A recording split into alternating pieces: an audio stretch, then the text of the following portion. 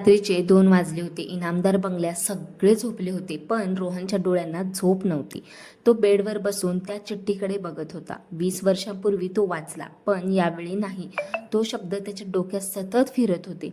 त्याच्या हातात अजूनही ती छोटी खेळण्याची कार होती, जुनी, धुळीने भरलेली. पण ती पाहताच त्याच्या मनात काही धूसर आठवणी चमकत होत्या. एक मोठा हॉल, कोणीतरी जोरात ओरडतंय आणि एक माणूस त्याचा हात पकडून ओढतोय. रोहनने डोकं पकडलं. त्याचा श्वास जोरात चालू होता. कोण होता तो माणूस? तेवढ्यात खोलीच्या बाहेर हलकासा आवाज आला. रोहन सावध झाला. तो हळूच उठला आणि दाराजवळ गेला. कॉरिडॉरमध्ये कोणीतरी सावलीसारखं चालत होतं. रोहन हळूहळू त्याच्या मागे जाऊ लागला. पूर्ण बंगला अंधारात होता. फक्त भिंतीवरचे छोटे दिवे चालू होते. ती व्यक्ती खाली हॉलमध्ये गेली आणि फोनवर हळू आवाजात बोलू लागली. हो, रोहन परत आलाय. रोहनच्या अंगावर काटा आला. तो भिंतीमागे लपून ऐकत होता. समोर ती व्यक्ती म्हणाली, साहेबांना कळलं तर प्रॉब्लेम होईल. नाही, त्याला अजून काही आठवत नाही. रोहनचा श्वास अडकला, कारण स्पष्ट होतं घरातलाच कोणीतरी बाहेरच्या लोकांना माहिती देत होता. तेवढ्यात त्या व्यक्तीने मागे वळून पाहिलं. रोहन पटकन लपला. काही सेकंद शांतता झाली, मग ती व्यक्ती तिथून निघून गेली. रोहन हळूहळू बाहेर आला, पण अंधारामुळे त्याला चेहरा दिसला नव्हता. फक्त एक गोष्ट दिसली होती. ती व्यक्तीच्या हातात एक चांदीचं ब्रेसलेट होतं. रोहनच्या डोक्यात प्रश्न सुरू झाले. हा कोण असू शकतो? सकाळ झाली. रोहन खाली आला. डायनिंग टेबलवर सगळे बसले होते. राजदीप, त्याची पत्नी आणि काही नोकर. रोहन प्रत्येकाकडे बारकाईने मात्र बघत होता, कारण आता त्याला प्रत्येकावर संशय येत होता. तेवढ्यात एक नोकराच्या हातात त्याला तेच चांदीचं ब्रेसलेट दिसलं. रोहनच्या डोळ्यात धक्का आला. तो नोकर म्हणजे महेश होतं त्याचं नाव, जो या घरात 20 वर्षापासून काम करत होता. रोहन शांतपणे त्याच्याकडे बघत राहिला. महेश मात्र नजर चुकवत होता. रोहनच्या मनात आता संशय पक्का झाला त्याच्याबद्दल. नाश्त्यानंतर रोहन हळूच महेशच्या मागे गेला. महेश बंगल्याच्या मागच्या बाजूला गेला आणि कोणाला तरी फोन लावला. हो, तो अजून इथेच आहे. रोहनचा राग वाढला. तो पटकन समोर आला. कोणाशी बोलतोयस तू? महेश घाबरला. त्याच्या हातातून फोन खाली पडला. साहेब, मी रोहन ओरडला. काल रात्रीही तूच फोनवर बोलत होतास ना?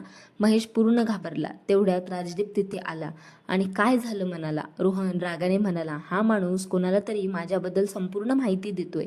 राजदीपचा चेहरा गंभीर झाला. महेश, हे खरं आहे का? महेश काही सेकंद शांत राहिला आणि अचानक रडायला लागला. साहेब, माझी मजबुरी होती. रोहन ओरडला. कोणासाठी काम करतोयस तू? महेश थरथरत म्हणाला, विक्रम साहेबांसाठी करतोय. हे ऐकताच राजदीपचा चेहऱ्यावर राग फुटला. मी तुला कुटुंबासारखं मानलं आणि तू? महेश रडत म्हणाला, त्यांनी माझ्या मुलाला मारण्याची धमकी दिली होती. रोहन शांत झाला, कारण त्याला जाणवलं महेश पूर्णपणे वाईट नव्हता.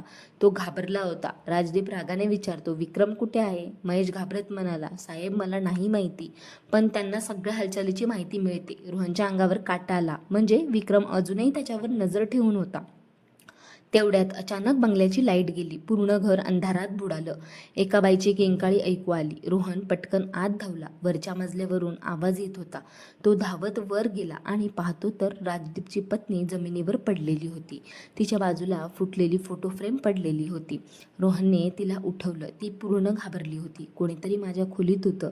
राजदीप धावत आले. कुणी? ती थरथरत म्हणाली. त्याने फक्त एकच गोष्ट मला सांगितली, की रोहन जिवंत यावेळेस राहू नये. हे ऐकताच सगळे हादरले. रोहनच्या मनात भीती निर्माण झाली, कारण आता गोष्ट खूप पुढे गेली होती. त्या रात्री राजदीपने सिक्युरिटी वाढवली. सगळीकडे CCTV तपासले जाऊ लागले. पण आश्चर्य म्हणजे ज्या वेळेला हल्ला झाला त्यावेळेचा CCTV फुटेजच गायब होता. रोहनला आता खात्री झाली, घरात अजून कोणीतरी विक्रमला मदत करत होतं. रात्र झाली. रोहन पुन्हा आपल्या खोलीत बसला होता. तेवढ्यात त्याला कपाटातून काहीतरी पडल्याचा आवाज आला. तो जवळ गेला आणि कपाटामागे त्याला एक छोटासा बॉक्स दिसला. त्याने तो बॉक्स उघडला.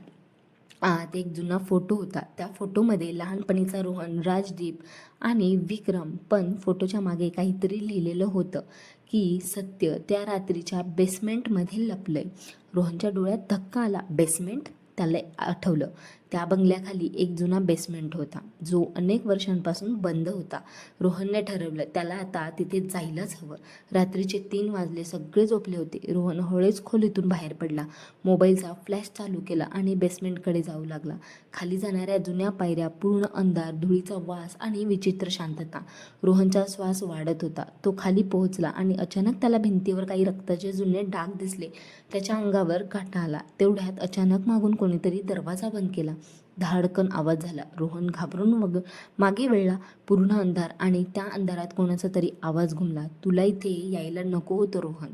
बेसमेंटमध्ये आता कोण आहे, त्या रात्री तिथे नेमकं काय झालं आणि विक्रमचा पुढचा प्लॅन काय आहे हे सगळं तुम्हाला मी पुढच्या भागात सांगते. व्हिडिओला लाईक केलं नसेल तर लाईक करा आणि सबस्क्राईब करा.